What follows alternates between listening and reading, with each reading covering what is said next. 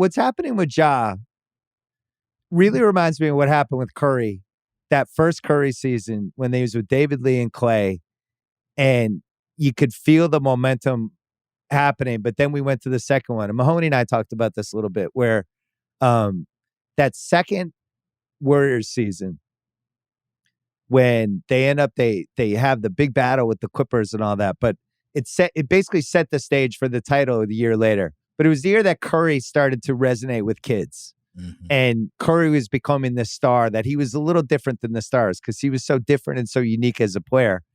And I feel that way with Ja because, we have these different type of guys that come in, and you have like the perimeter shooter guy. You have like the traditional point guard who has the ball all the time guy. You have the big men. And then you have like the most interesting guys in the league have been the Europeans, right? Giannis and Jokic and Embiid, these guys that are just like, what are these? The unicorns. Ja's not a unicorn, but he's so night to night different and unique to watch play to play that in his own way, it's like a Curry thing. Where with Curry, the whole thing was, when's Curry getting hot? When's he going to go on a, oh boy. Oh, he's starting to feel it. Oh, he just made a third three. And you're just kind of waiting for it. And with the Ja thing, I think it's the same thing. House, Verno's obviously biased on this, but House, do you feel like we're moving that way where Ja's just not like a young star, but I actually think he has a chance to resonate like Curry did. I think he could become one of the faces of the league. It's possible, but I want to ask you guys, I'm constantly, trying to be careful about, the enthusiasm of the moment, right? The hyperbole thing. I get it. Yeah, and recency bias and all of that. And I just think, it was 9 months ago, 10 months ago. Think about the collective exhilaration all of us, other than fans of the Knicks and the Sixers, experienced watching Trae Young kind of take the Eastern those playoffs over in a way that we didn't see coming, and with a style of play that it was kind of a one of a kind kind of style of play. Now they got the league outlawed one aspect of it in the offseason, but I understand Ja's different. He's a different kind of player, a different kind of attacker, a different physical specimen. But we did have a lot of enthusiasm. And we wondered about, what does this mean for Trae Young? What does this mean for the Hawks? And here we are. But here's the thing. And all right, fine. This is why I'm asking it. I'm asking it. And you guys can call me. You can call me biased, or you could say that I'm just being truthful. Trae Young is not cool. That's the thing. He was cool. No, he's not cool. He's different cool. He's all not the cool. rappers were on the sidelines. He owns Atlanta. Trae Young is not cool. Quavo and Migos, all of them right there. You just brought out Vernos Homer. People, no. People have always been. We were all annoyed by him. Yes, we liked that he turned into the wrestling heel and he was, bowing in New York, and he was doing great. But prior to that, he was a mini Harden who annoyed all of us. It was playing for fouls instead of playing for makes. And that was so irritating. That's not cool. And kids don't like that. Kids kids feel the same way when they're watching it. They sit there and they go, oh, that's bullshit.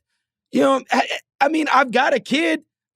Guess who, outside of Morant, Curry is look, even in a small market like this, if you were to say, okay, Morant, they all love Morant. Morant's the king of the world to them now, right? Let's set him aside. Easily amongst all of his friends and who's on his teams, I would say in terms of like jerseys they own, one would be Curry or some paraphernalia.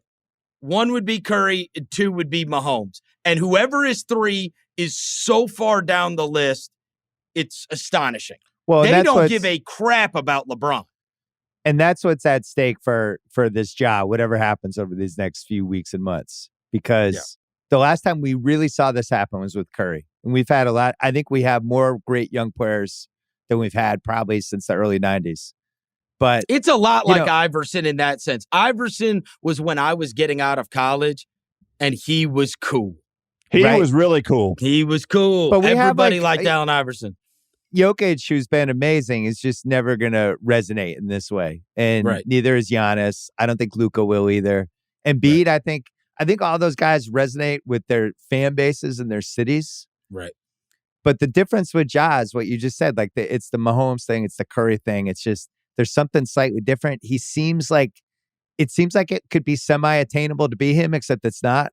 Because then he does all the superhero stuff. But it's not like he's this big dude. Like, you watched Zion last year. And Zion was incredible, like, for half of that season last year. Oh, yeah. But you can't, like, identify with Zion. Like, the guy's, like, he seems like he was dropped from a different planet, and he's doing stuff. And you're like, Jesus, this guy's overpowering. The Ja thing, like, if I'm a 10-year-old kid, I would be in the backyard. Who would you be pretending to be? You would pretend to be Curry or Ja. Yes. Those would be the two guys. And I think that's what's at stake for them. We've been here before. We were here with the 2013-14 Warriors stretch. And people forget, but that early Durant, Westbrook, Curry, and then adding Harden, those teams, those early OKC teams, same thing, right? Small market. Everyone's like, you can never keep a guy in a small market because LeBron had just left. And then the OKC guys, it seemed realistic. Now, I know, like, with the small market thing, obviously Memphis is one of the smallest, but probably they feel you guys all feel in the safest possible hands with Ja. Like, he's from the South, wants to be there. Yep. Loves it. Very similar to the Giannis thing, right? Where it's just like, we probably don't have to worry about this guy bolting in 2 years. Well, and the other thing is, and this is most important, you guys know every job, everything that you're involved with is about people. And you watch that team, and that's not fake. They are not like just teammates. They are legitimately friends. Like, they're friends. Like, they hang out. They know each other's families. They really root for each other, love each other. And so that's just so important. Like, you know what I'm saying? Like, but guys, when is the last time you saw a guy walk away from something he loved, or a group of guys that he loved? Yeah. It just doesn't happen. It's usually there's some level of discontent that's gone on. And so you've got a bunch of these guys that all kind of, their personalities fit together and they're friends.